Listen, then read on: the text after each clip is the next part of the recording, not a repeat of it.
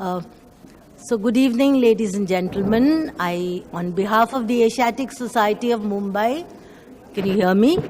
On behalf of the Asiatic Society of Mumbai, I extend a very warm welcome to all of you for the 13th Dr. Mani Kamekar Endowment Lecture.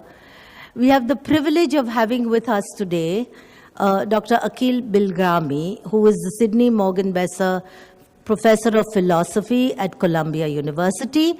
And the topic he has chosen is, was there an Indian secularism? Most thought-provoking, and I'm sure it'll give you a lot of food for thought. We also have the honor of having with us Mr. Shyam Benegal.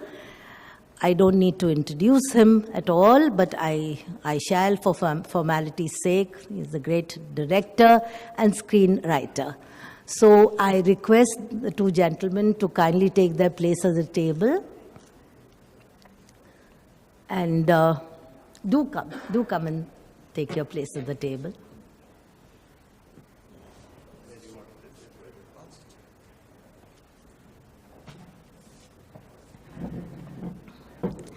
And I now request our president, Mr. Kale, to do the... Mr. Kale, would you like to...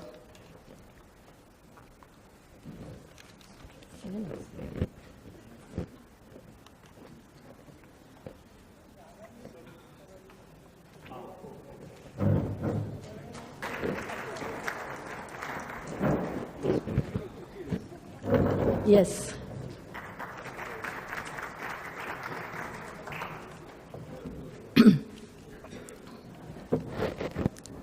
So I will start by telling you a little about Dr. Mani Kamekar. So Dr. Mrs. Mani Padmakar Kamekar was born Mani Framrose Vasunia on the 14th of October 1925 in a well-established Parsi family. When she joined college in 1942, the freedom movement was in full swing. Women were often in the limelight.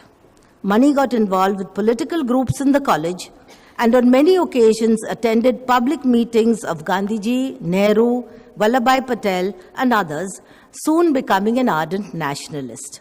She joined the Socialist Party and worked in the trade union movement where she met her husband, Padmakar Kamekar, who later became a highly respected lawyer.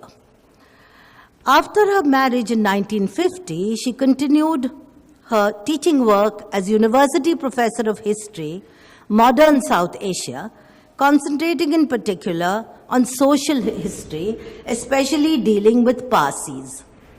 She later became the founder principal of the Maniben Nanavati Women's College from 1972 to 1985 and director, College Development Council of the SNDT University from 1986 to 1990. She took up serious historical research and writing on Western India and has several publications in books and reputed journals to her credit. She was well known in history circles as an authority on the colonial period.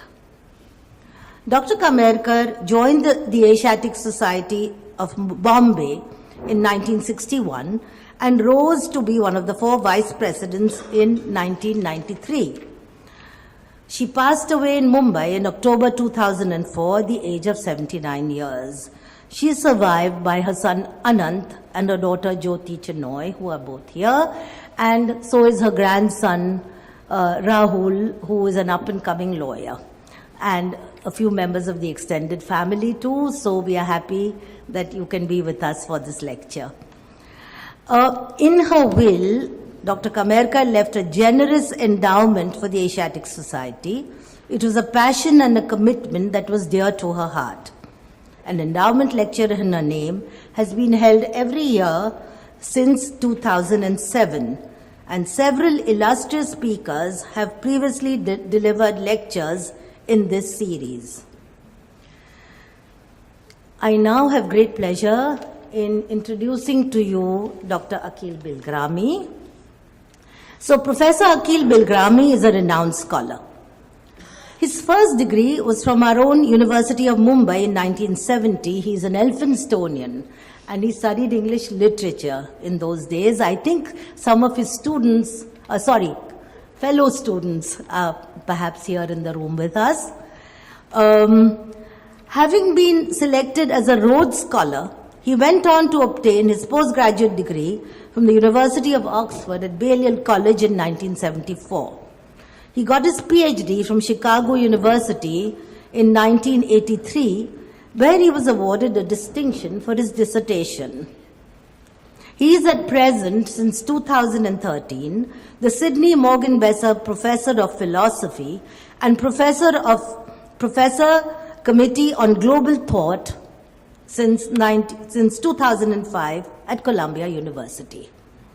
His association with Columbia has been from 1985, and he has held various important chairs since then.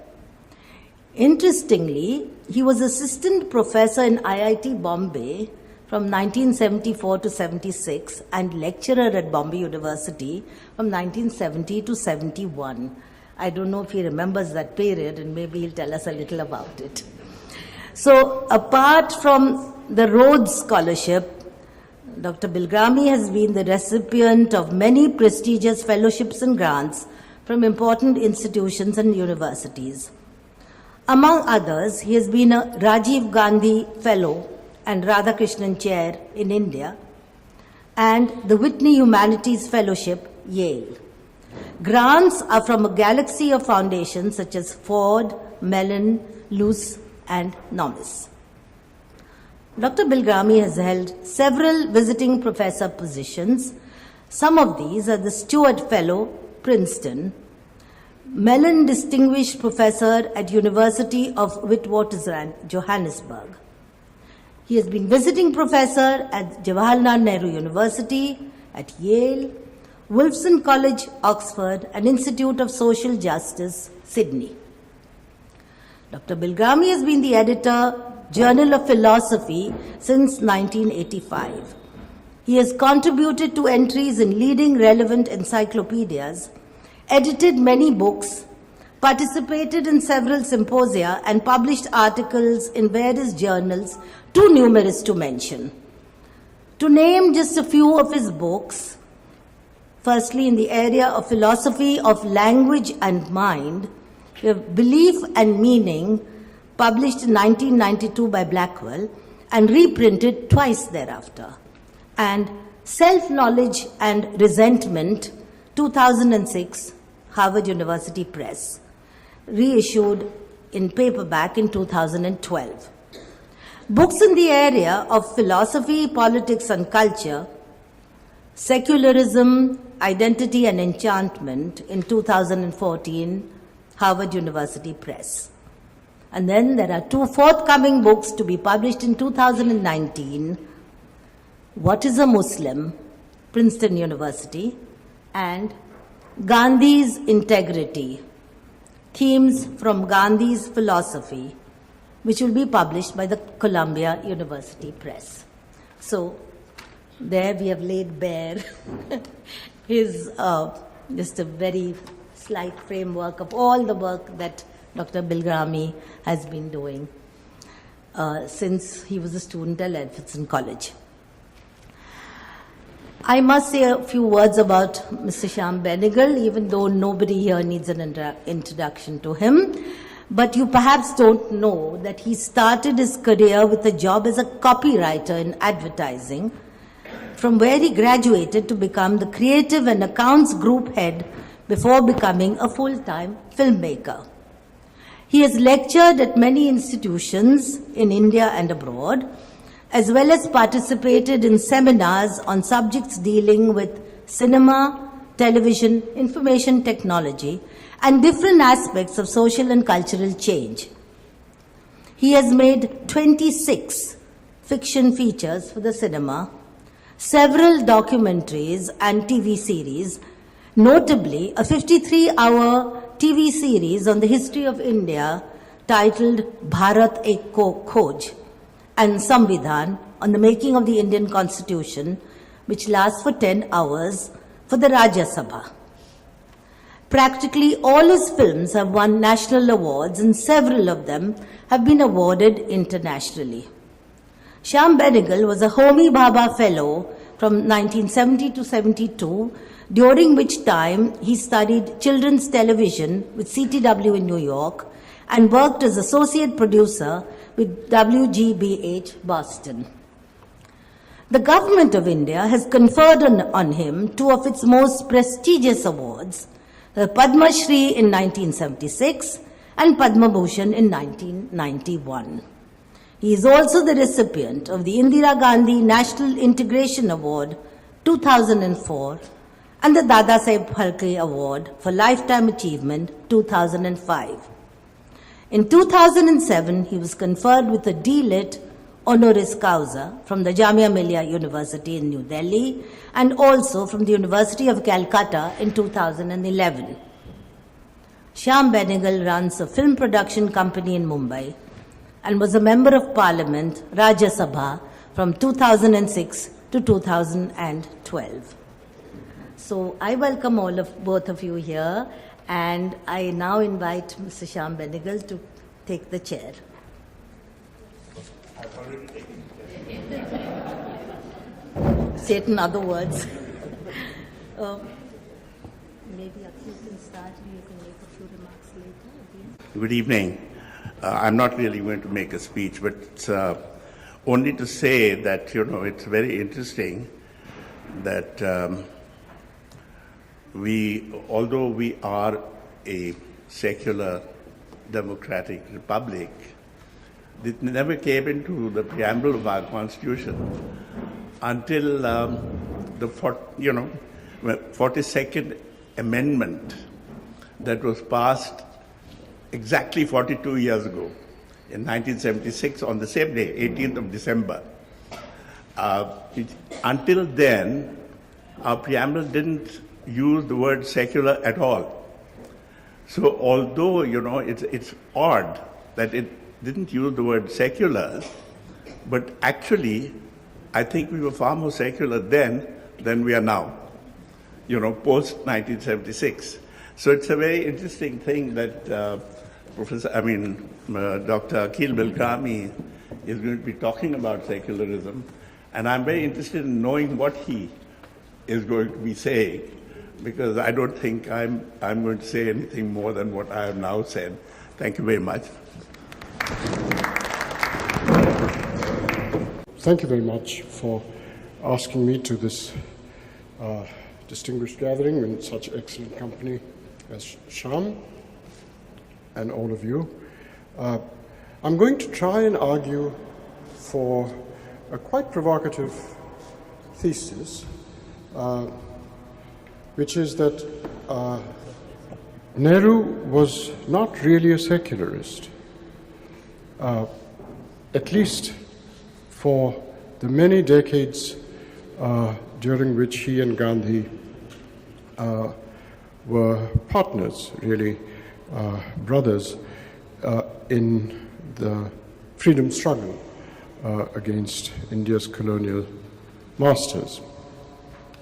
So that claim, which perhaps will surprise and provoke you, is something I want to argue for, and through my argument for that, I hope to try and clarify what the nature of secularism is. Now, you can't just stipulate that secularism means this or that thing. You've got to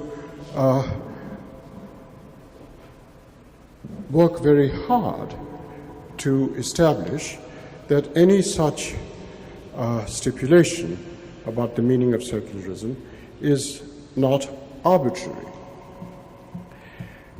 And in order to show that it's not arbitrary, you have to both pay attention to historical context and give a theoretical analysis. And these can pull in different directions.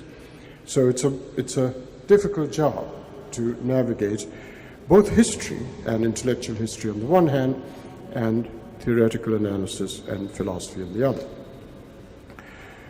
You can't just define secularism in such a way that doesn't keep faith with the historical origins of secularism. So I'm going to try and do some history and genealogy, intellectual history and conceptual genealogy of the concept of secularism, and also present it in the historical context in which it emerged in India, and through that try and derive some kind of analytical or definitional elaboration of the concept. Now, it is incessantly said that Nehru is the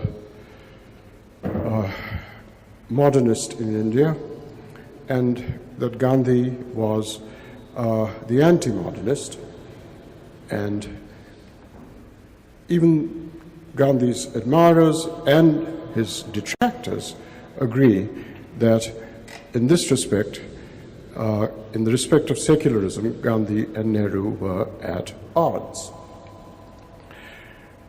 That Gandhi was opposed to the modernization of India, and Nehru was its chief engineer.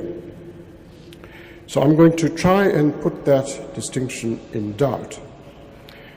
And in order to do that, I want to give a genealogy of how secularism emerged.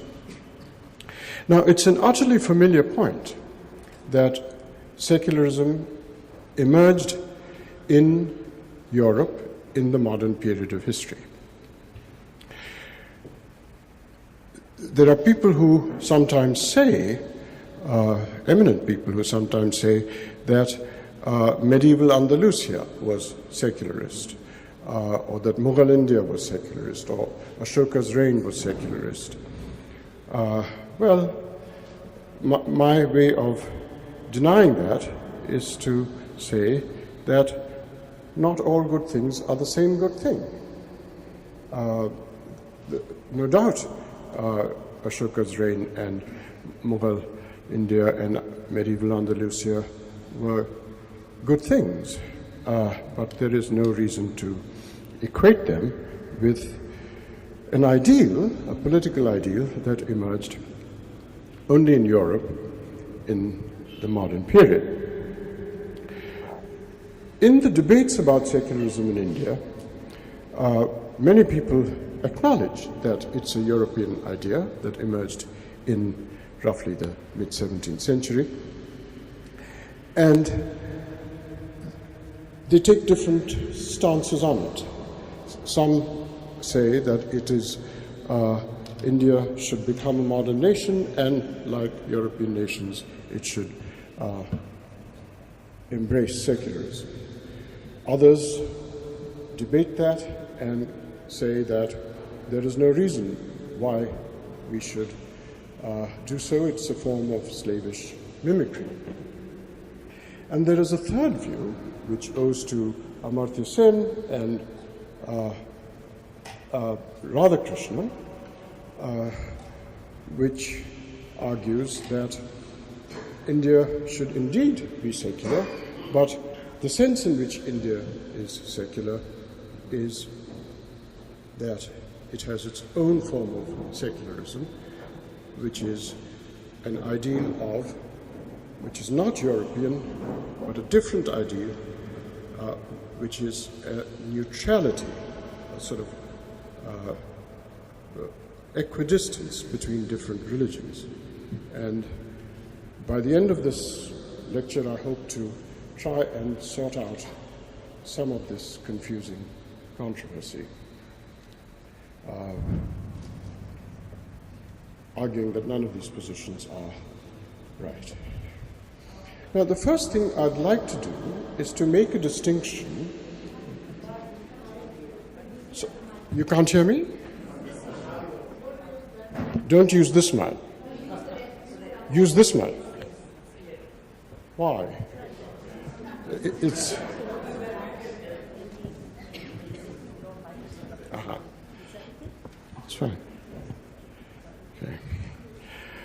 So I want to first make a distinction between the concept of secularism and the concept of secularization, which I think are two completely different concepts. Secularization is the name for a process of change in society, of transformations in society, in which religious belief, doctrinal belief, and religious practice have decreased.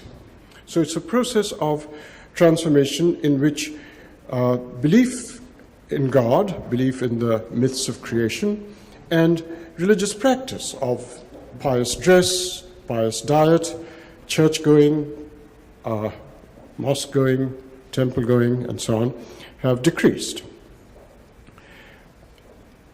And the great theorist of secularization was Max Weber, who gave a very fascinating account of how both belief and practice diminished over the modern period in Europe.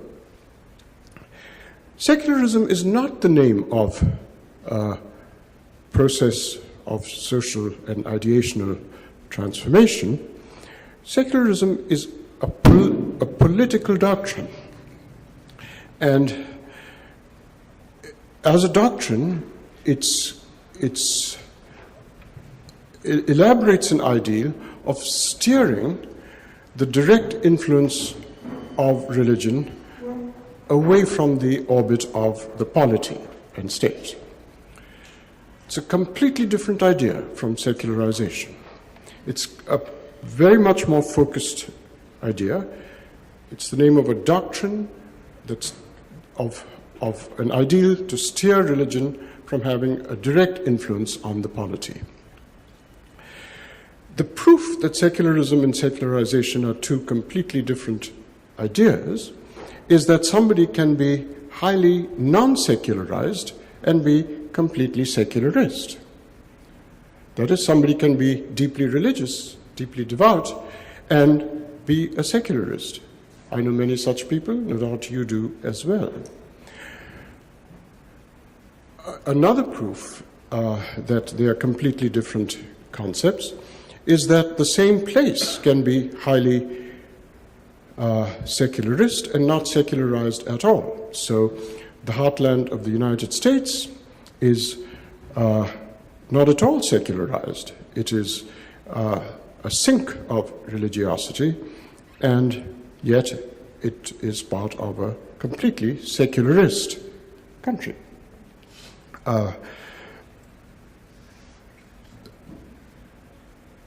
Australia and Western Europe are perhaps the two parts of the world which are the most secularized and secularist, and Saudi Arabia and Iran are two places which are neither secularized nor secularist. But I hope you're getting the distinction that I'm making. I'm going to insist on it as a relatively clean distinction, and though people can from time to time muddy it, such as, for instance, France did when it passed laws against wearing hijab in public places, that was a kind of state-enforced secularization. And Kemalist Turkey and France sometimes in recent years has tended to have a state-enforced secularization, but that is a completely different idea than secularism. Okay, so that's a distinction I'm going to insist on and appeal to as I go along. Gandhi and Nehru deeply disagreed on issues of secularization. Gandhi was basically a very devout man, though his religion was rather maverick and eclectic, and Nehru was somewhere in that obscure borderline between agnosticism and atheism.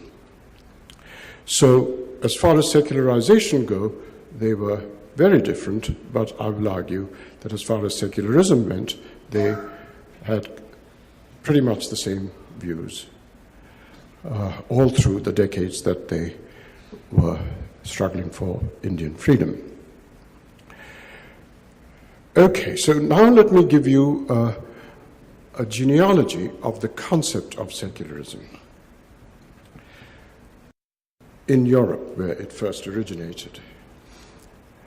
Because of certain changes in 17th century Europe with the rise of modern science, certain justifications of state power that were long-standing had to be given up. In particular, with the rise of modern science, the theological justification for state power, which was that the monarch who personified the state had a divine right to his or her status, that began to be questioned because of changes in 17th century Europe.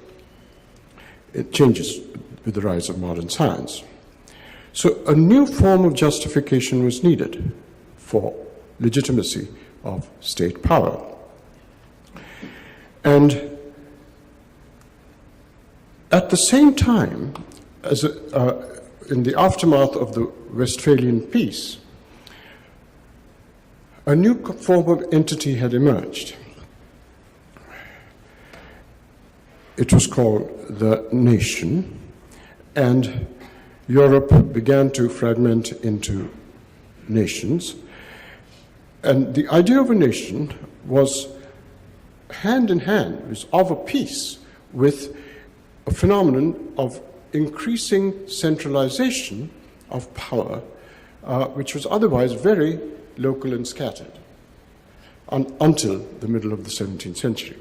So scattered locations of power began to be centralized, and in the middle of the 17th century. In fact, the first nationwide tax was imposed by Cromwell in the middle of the 17th century during the interregnum. So new forms of justification for state power were sought because the old theological justification had lapsed. A new form of entity had emerged after the Westphalian Peace, and that new form of entity was inseparable from a new kind of centralized power or centralized state, which had integrated more scattered locations of power. So, in order to justify the state under these new circumstances, theology was given up as a source of justification, and the new justification appealed to, and I don't have a better word for this, political psychology. So it sought justification for state power in psychology, in human political psychology. I'm going to go to the whiteboard for a minute.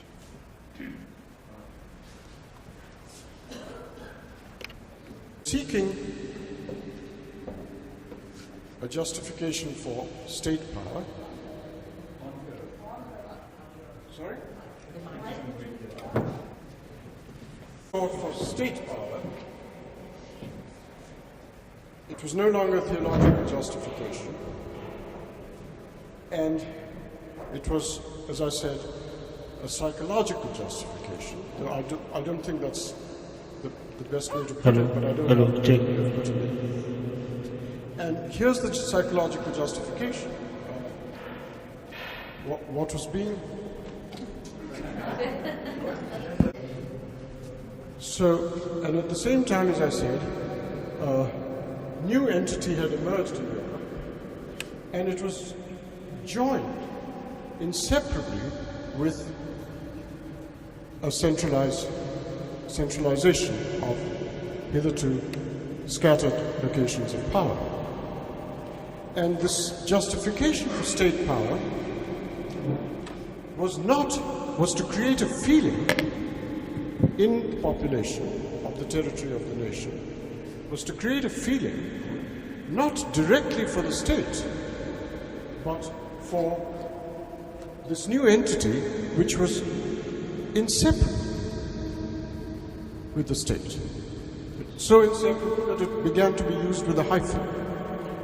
So a psychological justification for this, a psychological feeling for this, would legitimize this, because this was completely joined with this.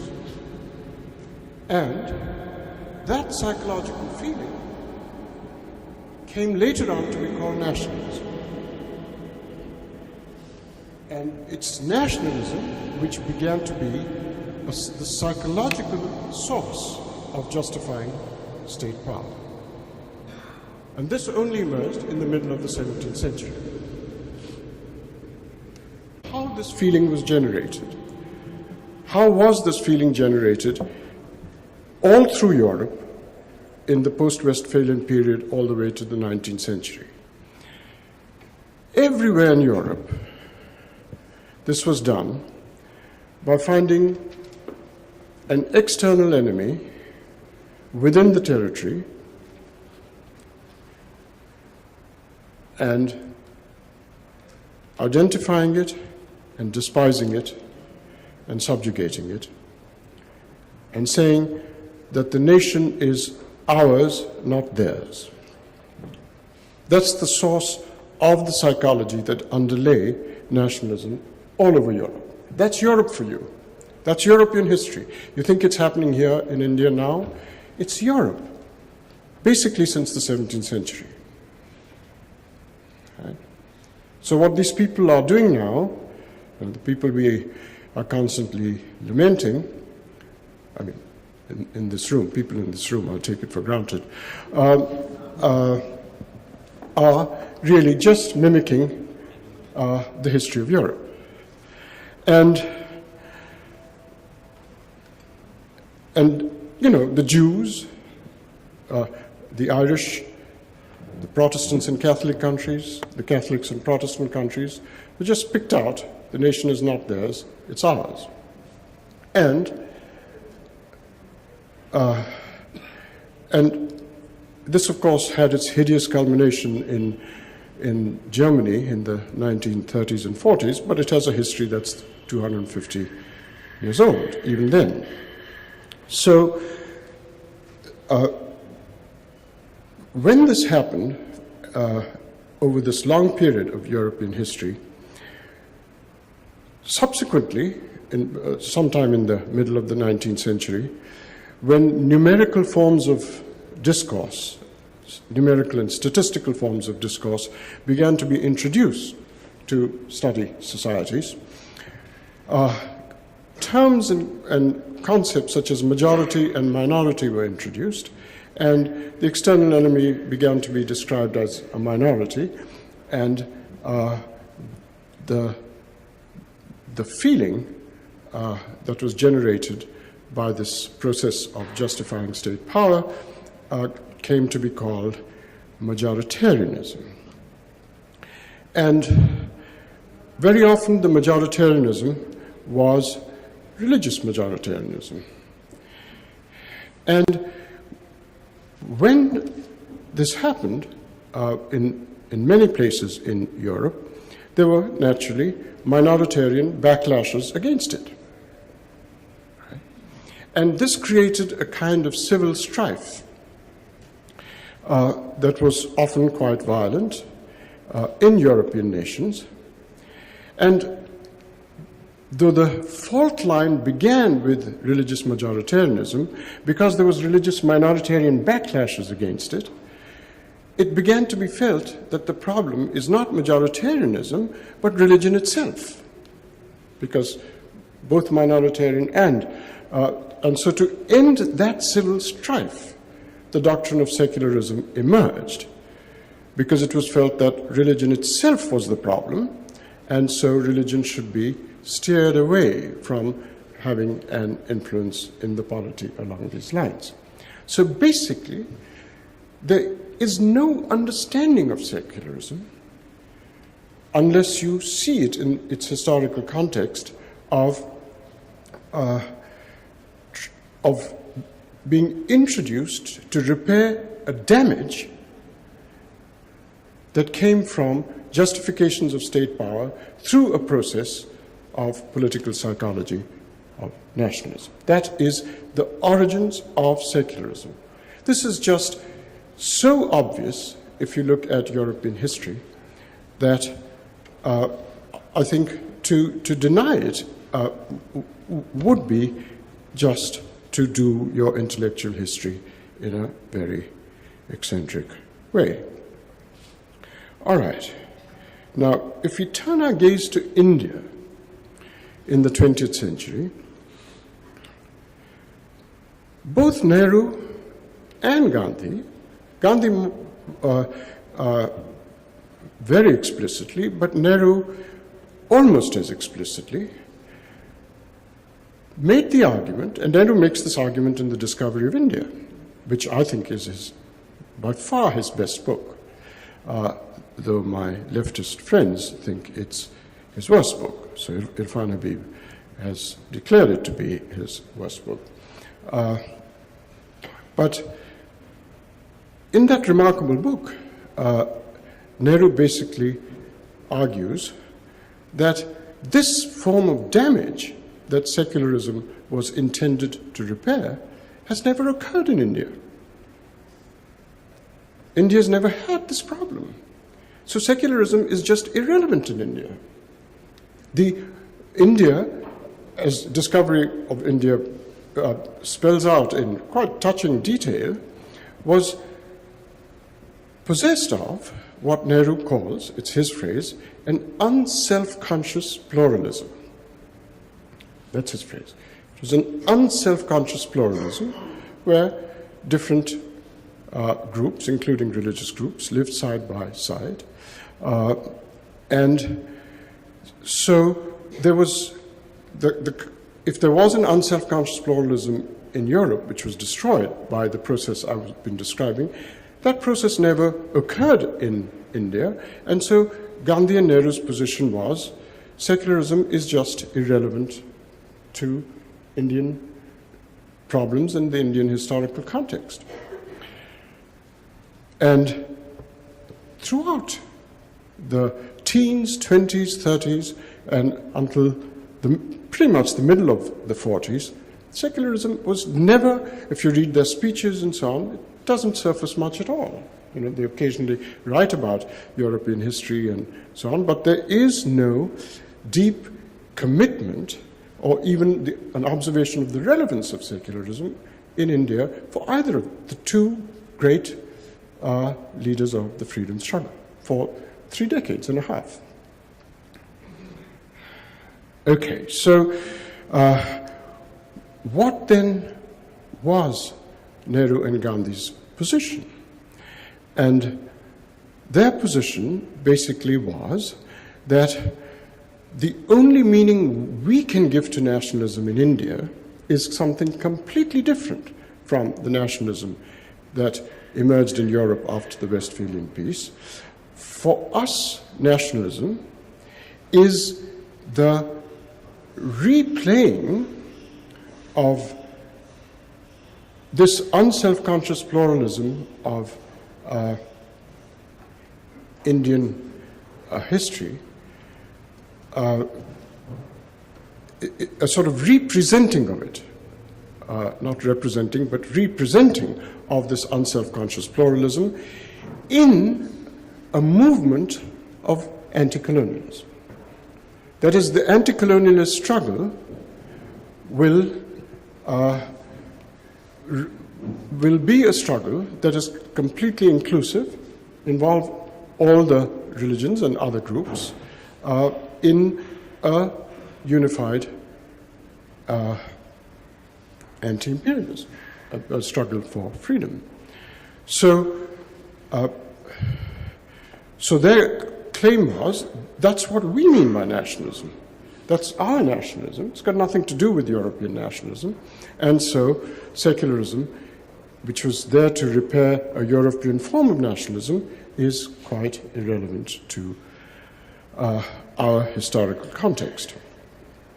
Now, by the time it came to a period which was very proximate to the partition because of the acrimonies of the immediately pre-partition period and so on, talk of secularism emerged. But basically, in the entire, pretty much the first 45 years or so of the 20th century, it was not a notion that was seen to be relevant by anybody who was of central significance in the national movement. Okay, now what I've presented is an interpretation of Nehru and Gandhi, which does not see either of them as secularists through that long period of the freedom struggle, and rather a picture of nationalism, very different from Europe's, which would bring together different religious and other groups, which were part of what the discovery of India calls an unself-conscious pluralism, and it would be an unself-conscious pluralism being mirrored in the anti-imperialist struggle. So everybody would be included in that struggle. Now, that's the theoretical claim I want to make. That's my conceptual analysis, based partly on the genealogical, historical points I've made, and Nehru and Gandhi's response to that intellectual history of the term. If the theoretical analysis I've provided is got any merit to it, it will only be because there's empirical support for it in how the freedom struggle was actually carried out. That is, if such an inclusiveness was part of the theoretical formation of secularism, then empirically, is it the case that the freedom struggle exemplified that? It certainly was their intention to exemplify that. They're absolutely explicit about it. So what I want to do is to look at two different moments in the freedom struggle, which I think were tremendously dynamic, which are glibly and very poorly understood by people who don't pay attention to the historical detail, and that is the Khilafat movement and something which was about 15 or 16 years later called the Muslim Mass Contact Program. These two movements, and there were other movements, but these are the two movements I want to fasten on, they were remarkable movements. I think the Khilafat movement was a tremendously dynamic, and it induced a tremendous amount of dynamism all over, especially in Bengal, but also in Uttar Pradesh and Assam and Bihar. And its dynamic effect is extremely progressive. And I think it's a travesty to think of it as a Muslim communal movement or something that started Muslim communism in India. It was intended throughout as a way of including Muslims in a movement which had an extremely obscure foreign issue at stake, but the intention was precisely because it was obscure in that way to mobilize Muslims in a movement qua Muslims.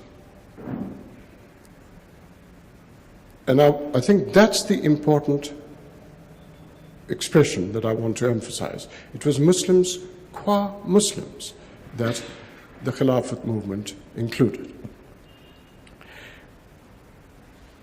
And that's of some importance for what I want to say. Now, as I said, it was a tremendously progressive movement partly because Muslims were mobilized, and it's not just urban Muslims. The urban Muslims were basically represented by Jinnah, and Jinnah basically represented careerist Muslims from Lucknow and a few other cities. That was his base. He really represented nothing but that.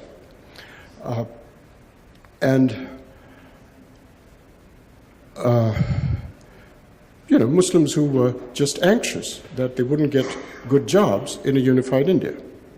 And that's the anxiety that Jinnah was tapping. And by the way, that goes back to a long history of Sir Syed Ahmed Khan too. So all of Sir Syed's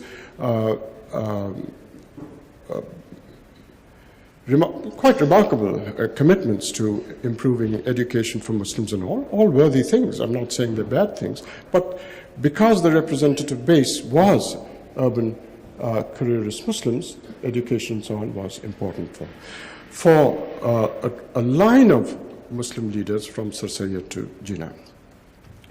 But Gandhi and Nehru's view was we represent not just the urban middle-class Muslims, but poor Muslims all over the country. And for that, you needed a mass mobilization. You didn't need a lawyers' movement and a stress on education. You needed a mass mobilization. And the Khilafat movement has had tremendous. In fact, anybody who knows the history of Bengal in the first 6, maybe even 7 years of the 1920s would see just how progressive the Khilafat movement was. Let me give you an example. In 1921, a women's suffrage bill was floated in the Provincial Assembly in Bengal. It was defeated. It was defeated because Muslims argued that our women are in parda, they're not going to go out and vote. So we are always at a disadvantage. So women's suffrage does no favors to Islam, to the Muslim community. So in 1921, this bill was defeated in the Bengal Provincial Assembly. In 1925, it was passed. There was nothing in between but the dynamic effects of the Khilafat movement, which had its effect on a whole range of people. C.R. Das, who in his alliance with Motilal Nehru created the Swaraji Party, broke away from the Congress and created the Bengal Pact, and Muslims were brought into the sort of informal Sarkari element of local autonomy, and the bill was passed in 1925 entirely because Muslims felt a sense of entitlement through the dynamic effects of the Khilafat movement, felt a sense of confidence, and they felt they could embrace a progressive cause. The whip was not exercised. If you look at the Provincial Assembly documents, which are there in Calcutta in the National Library, there was no whip that made that was declared so that Muslim members had to vote for it. They did it of their own will. So that's just one example. There were other examples of land tenancy reforms which Muslims embraced, not just the jotedars, but the small peasants and the salaried classes of Kolkata all accepted a whole range of land tenancy reforms. It didn't go through because the Congress Swaraj members supported the big zamindars, but the Muslims were very progressive. And this was entirely a product of the Khilafat movement. So the Khilafat movement was an exemplification of what Nehru in the Discovery of India calls the inclusion of Muslims qua Muslims, which, as I argued, was the empirical confirmation of the theoretical idea that I've tried to present. Now, when the influence of this mass mobilization in which Muslims were included, including Kisans, by the way. So if you read Nehru's chapter in the autobiography on the Khilafat movement, he talks about how much the Kisans were mobilized as well in a national cause. They did hardly knew what the Khalifa was. They basically thought, it's very amusing and touching when he describes how many peasants just thought Khilafat came from Khilaf, which is opposing the British. They had no idea that it was intended as some obscure issue around Muslims in the end of the Ottoman Empire. Now, what's interesting is that in the period from the late 20s, by which time the influence of the Khilafat movement had ebbed, to the late 30s, a whole decade, there was a different kind of element having to do with religion and politics. And that was not mass mobilization, but the idea of leaders representing their religious community and sitting around in roundtable conferences and negotiations of various kinds in making demands of the British for increasing self-rule. So what I want to do is to argue that there is a great difference between how religion and politics come together in a struggle of this kind.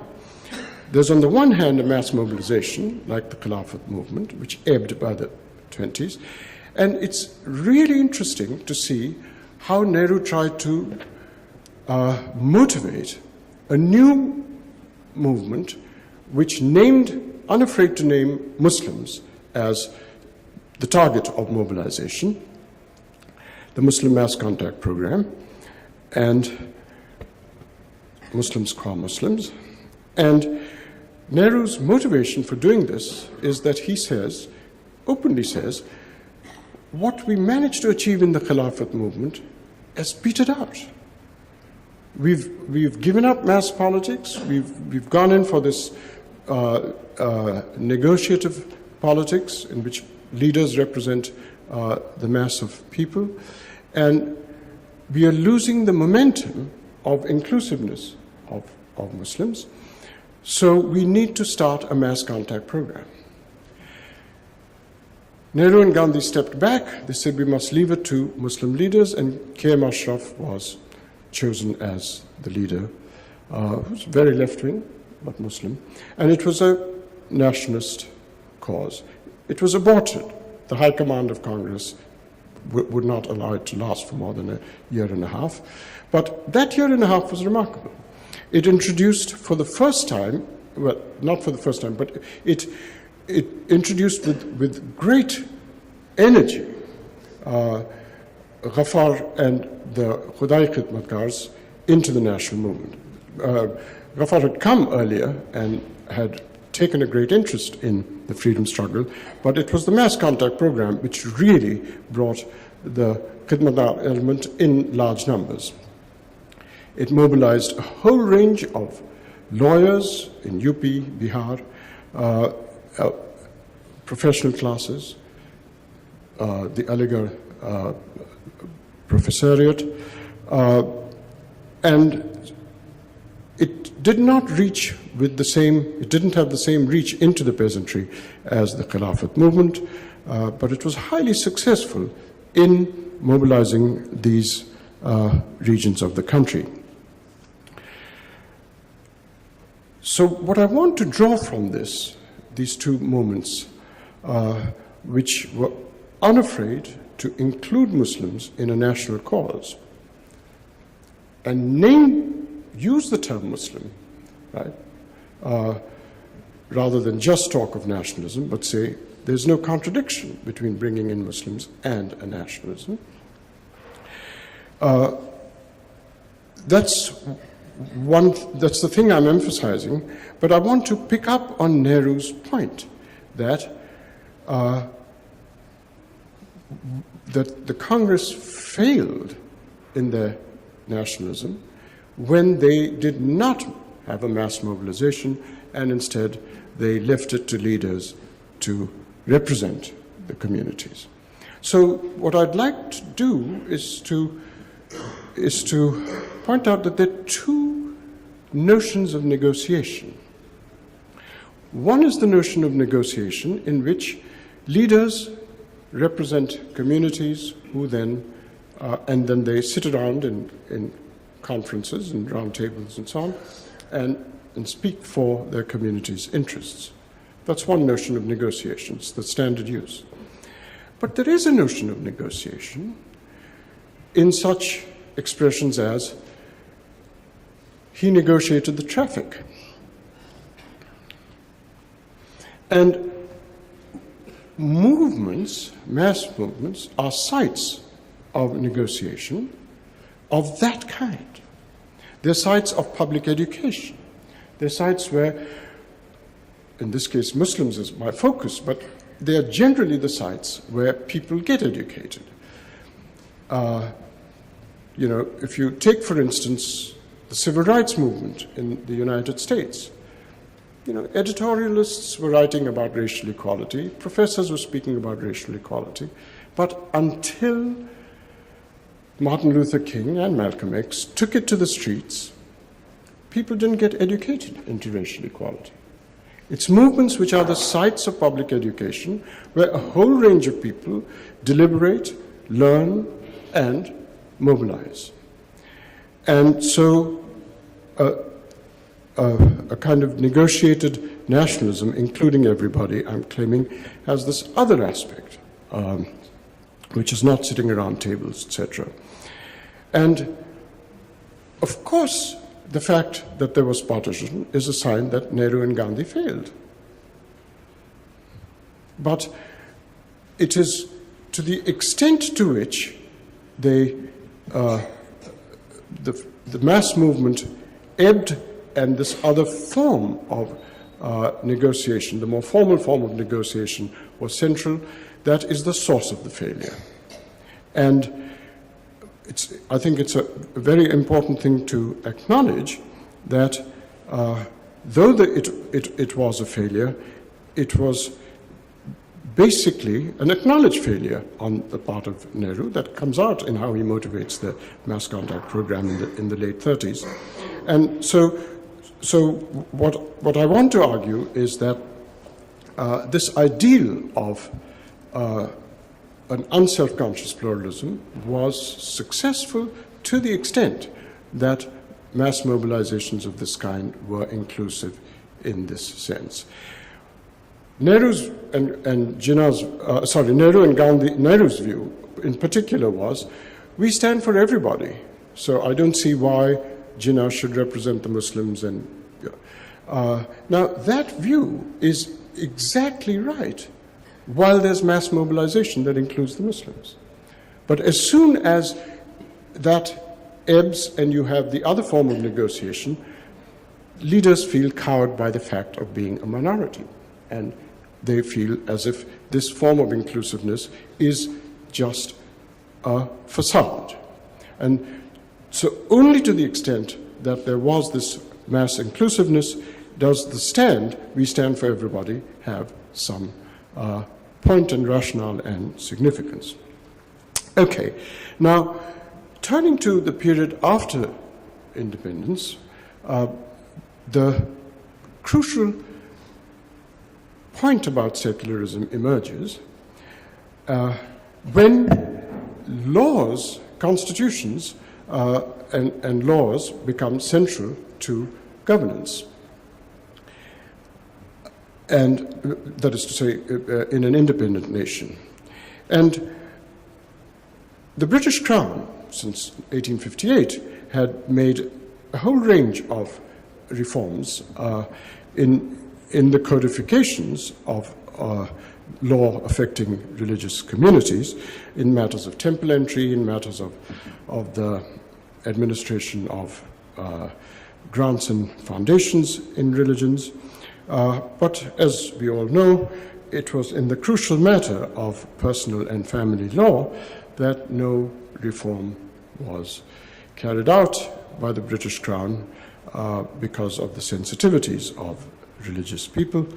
And in early 1950s, first half of the 1950s, Nehru introduced the considerations of reform that ended up as the Hindu Reform Bill. Now, it is here, obviously, that secularism then emerged to mimic the European ideal of secularism. And I want to end up, have I got about 10, 15 minutes? Yeah. Okay. So I want to spell out how that happened and then draw a definition of secularism from that. The curious thing is that the idea of secularism is everywhere in the West popularly understood, and in some of the constitutional elaborations of it, elaborated by a metaphor called the separation of religion and state, what Jefferson called the wall of separation of religion and state. Now, this is a very unfortunate metaphor, and the reason why it's unfortunate emerged in the Hindu Reform Bill, because when a government is, when the judiciary is openly reforming a religion's personal and family codes, it is perforating the wall. It is, it is going across the wall to interfere and change the laws of a religious community. So this was a secularist bill, but it was violating the definition of secularism. So there was just a bizarre paradox, a puzzle, that you define secularism a certain way with this metaphor, and then you completely fail to live up to it in order to achieve secularism through reform of this kind. This has led Radhakrishnan first and then Amartya Sen to argue that, look, that's the Western way of defining it. We can't do it that way. Just look at the reform bill which perforates the wall. We need another notion of secularism. And our notion of secularism, they say, is a neutrality between religions. This is everywhere said by scholars. It's become a sort of industry. I just don't get it. I don't get what this view is. But I'll try and explain why it is relevant and in what way it's relevant. It is not at all relevant to how to define secularism, but it has a relevance of a different kind. So how shall we define secularism given these constitutional and legal issues? I believe it's the way it should be defined in Europe too, if you gave up misleading metaphors about separation. And here then I'm going to tell you when you have reform of this kind, which is basically the weapon that secularism uses, legal reform of this kind, to establish secularism, I've come to derive from these the following perfectly straightforward definition of secularism that does without obscure and misleading metaphors. I'm going to go back there.